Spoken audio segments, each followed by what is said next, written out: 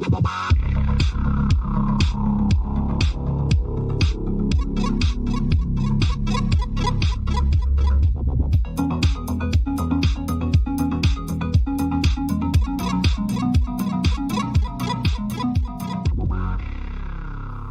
and welcome to the Unlucky Frog Gaming Podcast. You are joined by your usual hosts here. We've got Tom Mannering. Hello. And myself, Josh Hartley. How are we doing this week, Tom? I'm doing fine, thank you, Josh. How are you? Yeah, I'm good, thank you. I'm good. We are recording this on the Sunday, so we've both had a full weekend behind us. I have not done much. Did you get up to anything at all? I'm trying to think. No, not really. I've done bits and pieces, but nothing concrete. I was out and about doing a few bits yesterday, getting stuff for the house, being adult and that. Mm-hmm. And then it's been pretty chill, to be honest. I'm planning to have a pretty chill day as well today. Aside from this, not that this isn't chill, but I'm not really planning. It's a couple of notches above complete chill. Sure. It's not board game related, but I had yesterday. So one thing I'm trying to do at the moment, especially with it being summer, is I'm trying to kind of cut down my screen time. So like how long I'm playing computer games, how long I'm watching TV, things like that, and get out and do things, or do things in the house, or just do things that aren't looking at a screen. Because my job's looking at a screen as well. So there's a lot of screens in my life. Yeah. But I'm still trying to kind of, keep my leg in, keep my finger in, however that expression goes. And I jumped on Final Fantasy Online last night with Ryan. Right. And I've been trying to pick up all the different mounts, like dragons, horses and things that you get from different bosses. Right, okay. And I said to Ryan, all right, do you want to give me a hand doing this boss so we could just farm it? You just keep doing it until the mount drops. Mm-hmm. So myself, Ryan, and another guy from our guild in the game all went on to farm this dragon. And basically the dragon has quite a low chance of like dropping, but the game has a pity system where basically if you've done it 50 times and it still hasn't dropped, you get it. Now the thing is, if it drops it, that it's still only dropped one, and there's three of us in this group, okay. Right? So this is how shit my luck is, right? So we go in, like the 5th time we do it, the first dragon drops. The other guy gets it, right? It's random rolled, other guy gets it. Sure. We do maybe I think we did about 20. We were like 20 in of these 20 times of doing this one fight over and over again. Drops again, Ryan gets it. So I'm like, right, okay, well that's 2 drops in 20. Mm-hmm. So worst case scenario, we do 40 runs, and we get it. Mm-hmm. We got all the way to 50, and I didn't get this goddamn dragon. So I had to get the pity dragon. Does it have pity written across it? No, it doesn't. It doesn't. In your mind, it does though. In my mind, it does. I was just like, it's just my luck. Like this is just my luck. Don't even like the dragon now. I hate it. No, I don't. I love it, and I actually had fun doing it in so much as you could have fun doing the exact same boss fight 50 times on repeat. So that was 2.5 hours. This is why I don't play MMOs, man. I envisioned it right in my head. I was like, we'll go in, we'll do it like 10 times, and we'll be golden. I didn't think I was going to spend 2.5 hours of my Saturday night just doing the same thing, rinse and repeat. And the only way I managed to keep myself sane is I basically gave us a time challenge to try and beat how quickly we could beat this thing, just to put something in to keep it remotely interesting. Yeah. Our best time was 2 minutes and 4 seconds.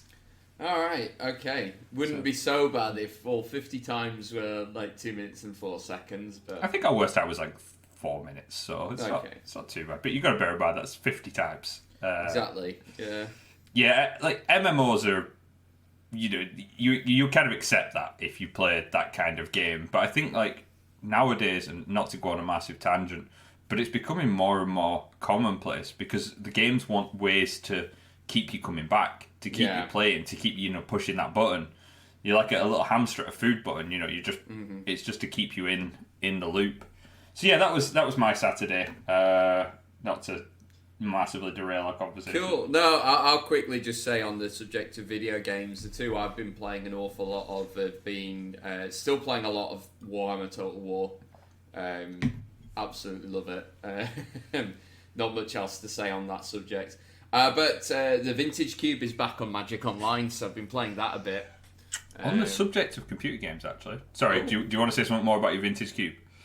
No, Okay. it's fine. It's fine. Carry on. No, this is relevant. It's relevant to things we talk about, which is, rare for us.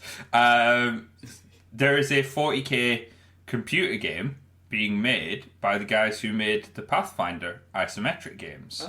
So it's a tie-in. Right. I think it's Owlcat Studios who did Pathfinder Kingmaker and Pathfinder Wrath of the Righteous, kind of isometric. Imagine if you're not aware what an isometric game is, if you think Baldur's Gate, Icewind Dale, Pillars of Eternity, all those kinds of games where you're looking at it kind of like a side angle, sort of top down but with a lean on it. It's all diagonal. Yeah.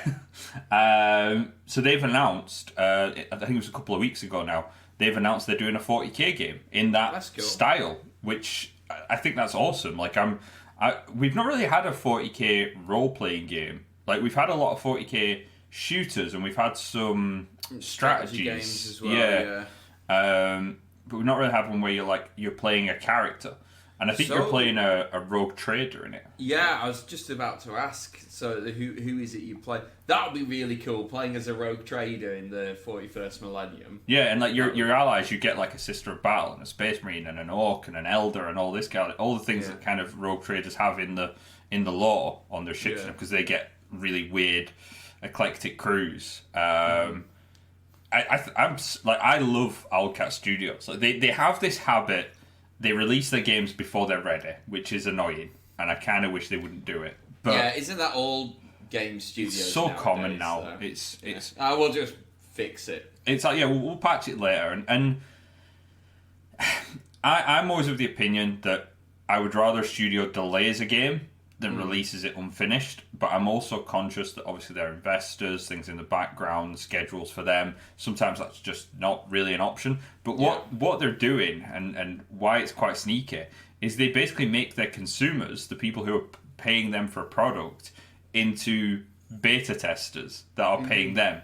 Because they release it and then you report the bugs and then they fix the bugs. Whereas what would normally happen is they would pay a QA department to actually do all that and report it. And I'm sure they still do that. They still have QA, but they cut off QAs, a massive chunk of that, that business that they have to pay for and turn the people paying them into that role, which is insidiously ingenious. Yay! You've got to admire it.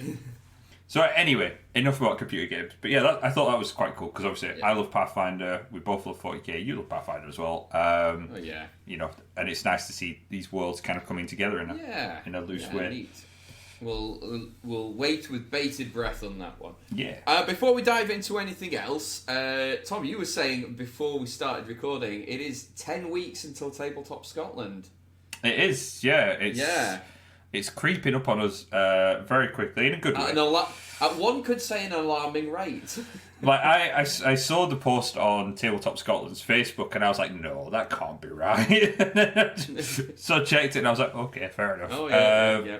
So yeah, we've got Tabletop Scotland on the not too distant horizon now, and we're going to be there, of course, as their media partners.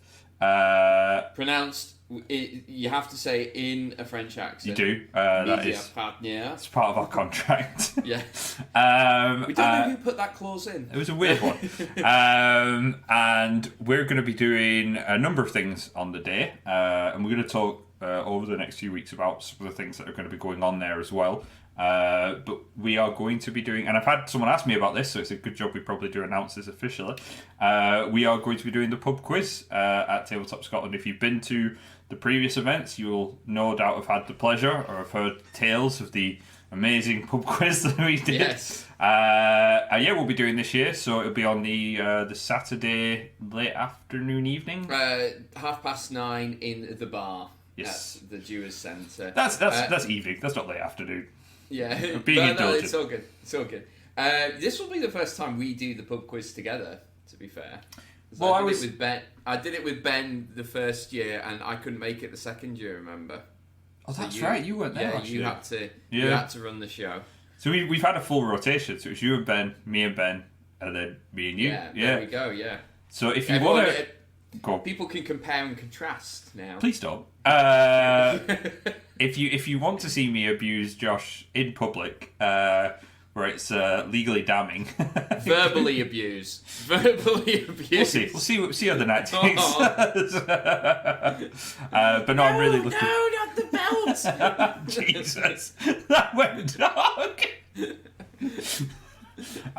So yeah, if you want to see us and come and join, I think that'll be a really fun. Well, it will be a really fun event. I'm really looking forward to doing it, and we'll maybe give a few teasers of what that'll entail over the coming weeks.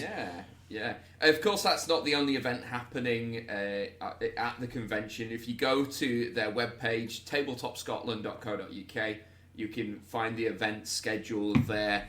There's a bunch of seminars that we're going to be there on the Saturday in the seminar room, the Hay Room, recording and capturing everything. One that I'm looking forward to in particular is Tabletop Gaming Open to All, and this is John Harper is going to be involved in that panel. Now, those of you who were there for 2018 will remember that John Harper was heckling me rotten during our events. So there's a part of me that wants to go and return the favour, but then there's the other part of me, the conscience part of me that thinks, is a panel about diversity and inclusion in tabletop gaming really the time to do that, to exact that revenge? Probably not where your middle class white male should really be heckling. To be honest, maybe reserve that for something else. And I think that's going to be a really good panel as well. I've seen the lineup for that, and I think that's be an interesting one to attend. So. I'm looking forward to hearing that either in person or in our subsequent recording that we will release after the event. So you'll have... Absolutely. You can double dunt it. Absolutely. Rightio. Links for everything will be in the show notes below. Right, so without further ado, we have been doing gaming things. We haven't just been playing computer games this week. Tom, you mentioned on the previous episode about your campaign 5 Treasure Company and how you mercilessly killed all of them. I don't remember saying it like that, but sure. Yeah, but you were saying that you were basically doing an epilogue for this campaign. How did that go? Yeah, I think it went quite well. So basically, because all the characters died, there wasn't really any closure beyond dying, and I thought that was a little bit unfulfilling because this is a campaign that had ran for nearly 2 years. Yeah, this is your COVID campaign, basically. And they were pretty high level. They were level 12, 13, and I thought, right, I kind of want to wrap up a few things. They'd actually said that they wanted to bring their characters back to life. There were mechanisms to do that, and I mentioned on the last episode that we agreed we were going to do that, but then we were going to wrap up the campaign anyway. So I basically did. I wrote up a script before the episode of basically just sort of an epilogue that I could read off and kind of play out for them. That basically explained sort of how their characters were recovered, how they were brought back to those of them that did come back to life, because they didn't all come back to life, but how they were brought back to life, which is not uncommon in Golarion, the Pathfinder setting. And then I did basically kind of almost like not a monologue. What's the word I'm looking for? It is a monologue, but it wasn't a monologue. Montage. A monologue montage of different scenes across places they'd been to kind of show how over time from when they'd been there to sort of the future, what their events there had impacted. So we saw kids that they'd rescued growing up, towns that they'd saved, kind of having public holidays celebrating these people that rescued them from certain doom, and then we did sort of I did sort of little vignettes of each character's kind of future as well. And then I was quite proud of the way I wrapped it up. So we had sort of a comic relief character that came in quite late. Basically, Barry wanted an assistant, basically, who ran his home for him while he was off adventuring. Just as an aside, Barry always has an assistant, a sidekick, NPC. yeah. And he said, I've got this halfling, this kind of scholarly halfling. He runs things for me when I'm not here. And he'd sent me over a picture of this character, and it was something he pulled off the internet, right? And it was. I don't want to besmirch the artist, so we're not gonna link the picture or anything, and I'm not gonna give too much information. But it was a picture of a halfling that the proportions weren't great. Okay. Basically, he had very long arms, long arms that just did not look right. And this became a bit of a joke in the game when I introduced this character, and everyone's like, "Why are his arms so long? Why are they so and basically, whenever this character came up, it would be mentioned, he had these long arms swinging at his side and stuff. And so when I had my monologue montage, the end of it was basically, I was describing sort of this future scene of this sort of elderly, grey-haired halfling talking to his reading his grandchild a bedside story. And he puts the book down on the bedside table, but it's really far away from him because it's the guy with the really long arms, telling the story about the people that he worked for.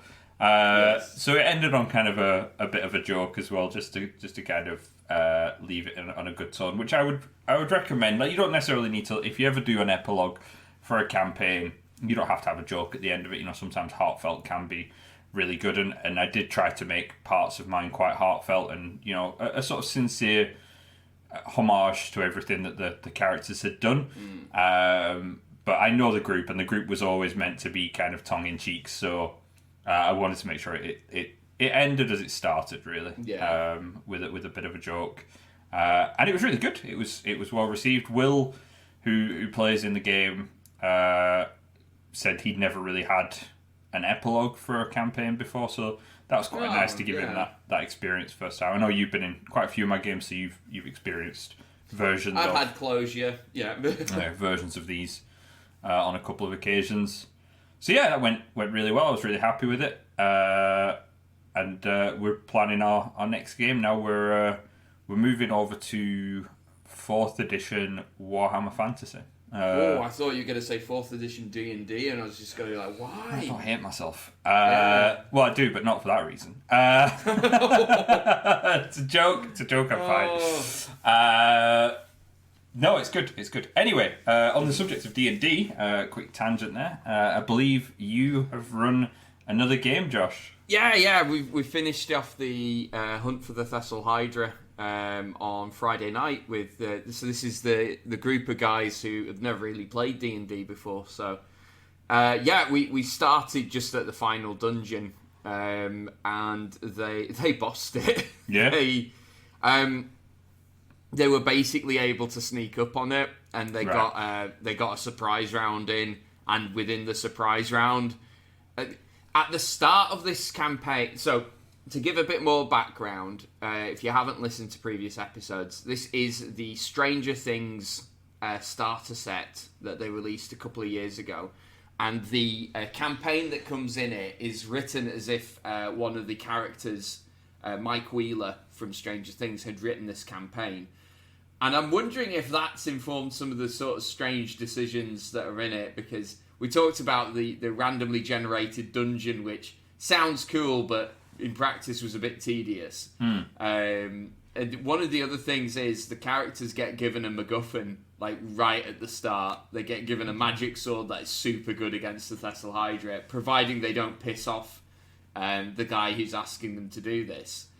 And Doug, wielding that, scored a crit in the surprise round, so managed to drop this thing's health to half. So I'm gonna let you finish, right? I'm gonna Kanye West you for a minute. I'm also gonna actually you as well. There is no surprise round in 5th edition D&D. Right. You have the surprised condition, which characters can have, but there's technically not a surprise round. Why don't you just slide your bloody glasses up your nose while you're saying, "Well, actually"? Look, I don't want the hate mail, Josh. I'm doing this for your benefit. Right. Okay. The Hydra had the surprised condition, which meant we had the first round of combat, but it didn't take any actions. Thank you. There. Are you happy? I am. So, which, for most intents and purposes, is the exact same thing as the surprise round. No, it isn't.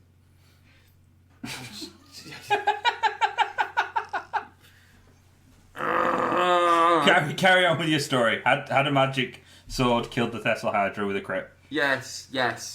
They did that, and they did other things. we actually had a whole roleplay section after leaving the dungeon, which I was not expecting because Corinne's character Fellows wanted to go back to the tavern and chat up the barmaid again. So I was like, okay, yeah, sure, we'll play through that, and they got a hero's welcome for killing the monster and all of this.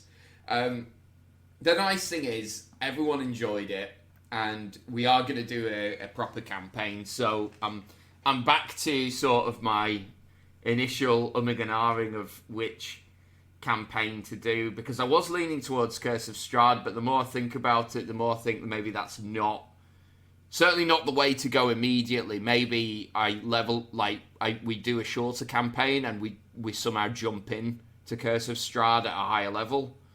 I've heard of people doing that. Was Curse of Strahd not like level 3 that it kicks off anyway?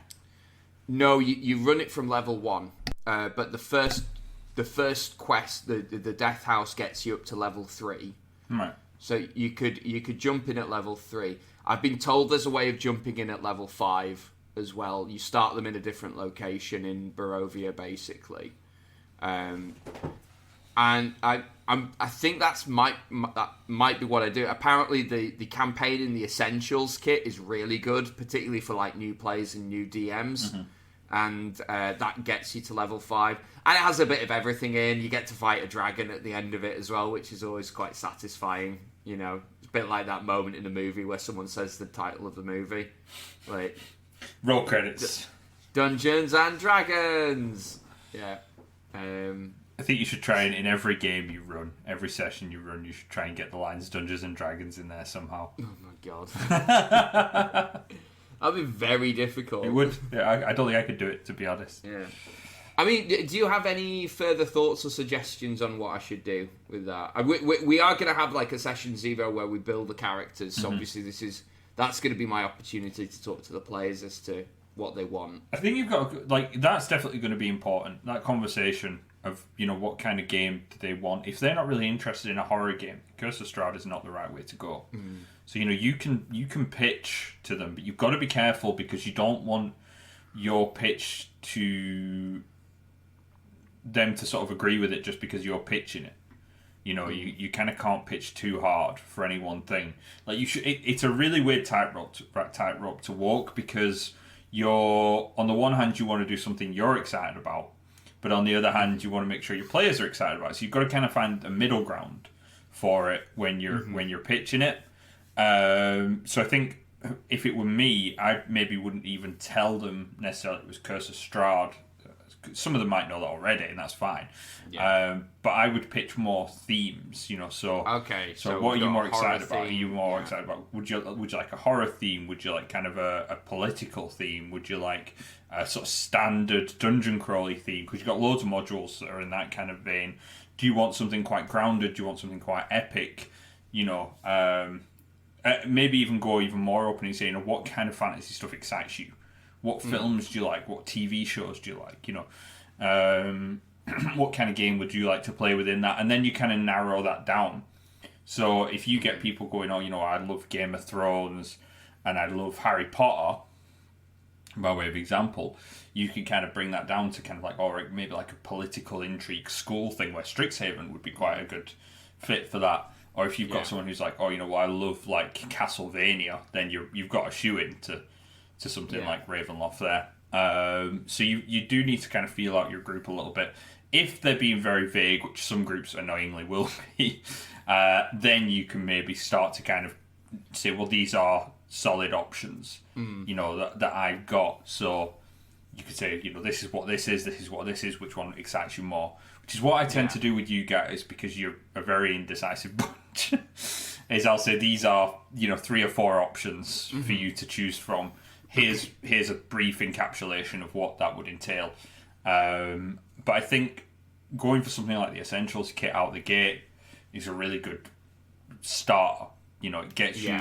And then the thing that you can do as well, Josh, is you don't need to commit to Ravenloft. You could start with Essentials and see how that plays out. And you could maybe even introduce element. This is maybe a bit more advanced, but something that you could consider. You could introduce elements in and see what they're interested in. So I know Ravenloft, if I remember right, there's a letter that they get from the Burgermeister that's asking for help at one point. So you could maybe have that on a notice board, this, and say this is here, and if they're oh, that's cool, let's go do that. So you can make the choice an in-game decision. Yeah. Where you have and I've done this to you guys, and you get really annoyed about it because we don't know what to do. I'm like, you're not supposed to know what to do. You're supposed to pick the one you want to do. Where you give a couple of different choices and see which one they're actually drawn to. Yeah. Yeah. No, that's that. I mean, and that's an interesting point as well. And doing that smoothly is probably something that will take a bit of practice. But I think I suspect that. I suspect I'm probably better off giving them the 3 or 4 options basically, rather than asking open-endedly all right, what do you want to do? Because they're new to D&D, so it's probably they are new to D&D, but they're not new to their tastes. So they will know the things that they enjoy. And you don't necessarily need to do this in a formal discussion. It can be I've done it in one-on-one discussions, and I gauge what do people like, what do people not like, what I know in my groups, especially the ones that I've run for a long time, what people's individual things that they enjoy are. So and so really enjoys anime, so and so really enjoys political drama, so and so really enjoys really campy stuff. You can't please all masters, but you could try and put elements of different tastes in, or the ones that appeal to the majority. But I'd keep it simple. I would start with something like the Essentials kit and then make that decision. Yeah. Down the road. Once you've got a feel for what the group's like, what the characters are like, what they're enjoying, do they just like the classic hack and slash D&D? Are they just enjoying going into dungeons and fighting, big monsters, or are they ready for something more advanced? Because the good thing about these modules is they're not going anywhere. So that's true. It's not like if you don't do that now, you'll never come back to it at a later date. There's many a time I've run one game when I've maybe been slightly more interested in another one, but then I said, right, we played that now, we've run that now. Now can we play this one that I actually want to run? Yeah, I one of the things I'm thinking of, I should probably pick up some of these books, even if I don't end up running them anyway, because it'd be good to read through them, and hopefully reading through them might give me an idea on, well, one, how to make homebrew content down the line anyway. Yep. But secondly, if I did want to, if at, say, level 10, I wanted to bring them back to a campaign that would normally have started at level 5 or something. How do I up the ante? How do I make it, an appropriate difficulty? And reading through the adventures will hopefully give me a sense of, oh, okay, so this is what I need to do there, etc., etc. No, definitely, and this is something that I try and encourage people. It's being a GM is a commitment, right? And how much of a commitment that is up to you. You can keep it low commitment, where you read your module, you plan your module, and that's you. You can be extreme commitment, which is I'd probably sit closer to that end, where you read everything that you can. Yes. I've been GMing since I was 12, so it's in excess of 20 odd years now, and I still read a lot of how to GM content, a lot of GM tips. I consider it something that I'm always improving on. That's my personal cross to bear. That's not something everybody has to do. But I do think, if you want to get better at something, it's like anything. The more you practice at it, the more you engage that skill, the better you're going to get at it. I think we should just call this section of the podcast now, like Josh's GM training, because that's what it becomes. Are we going to have a monologue montage of me getting better at being a GM? And we see an elderly Josh, his grandchildren sat around him rolling dice. Gather round. His elongated arms. Yeah. You throw me off my train of thought there. Now, in terms of the stuff I've noticed them getting the most engaged with, they love role playing. That's good. Like they love just talking to NPCs, and also I think the tone of it is going to be maybe slightly on the goofier side. We're yet to build characters, but Corinne knows exactly what character she's building. Mm-hmm. She's building a dwarf bard called Fellows Power Shred. And she plays the main inspiration behind how he plays is Zach Brannigan from Futurama. Okay. So that gives you an idea on what he's like. The art that she found online was like a punk rock dwarf playing a keytar. Right. So I might see if I can muddle something in the core rules so that he's playing a keytar. Just say he's playing magic. A keytar. We don't have to explain anything. Just say he's playing a keytar. Like, yeah. Just say it's a clockwork instrument, magical instrument, whatever you want. Yeah. Like there's absolutely nothing stopping you going. He's playing a keytar, unless someone's like, "Well, how does that work exactly?" Like, shut up. Yeah, magic. Will is going to play a tiefling rogue. Okay.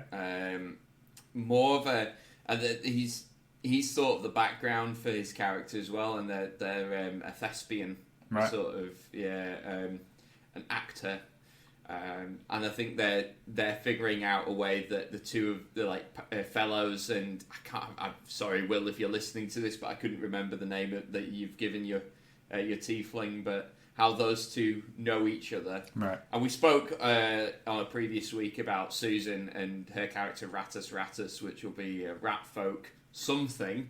We'll figure out the class in the next session. And then Doug hasn't committed to anything just yet. Okay. I suspect he's waiting to see what the other characters are going to be before he builds something. Something wrong with that. It's going to be an eclectic bunch, that's for sure. I mean, most adventuring groups are, to be honest, mate. They tend to be pretty chaotic, to say the least. But that sounds like you've got a good lineup. You've got players that are excited about the characters that they want to play, and that's half the battle out the gate. So that's solid.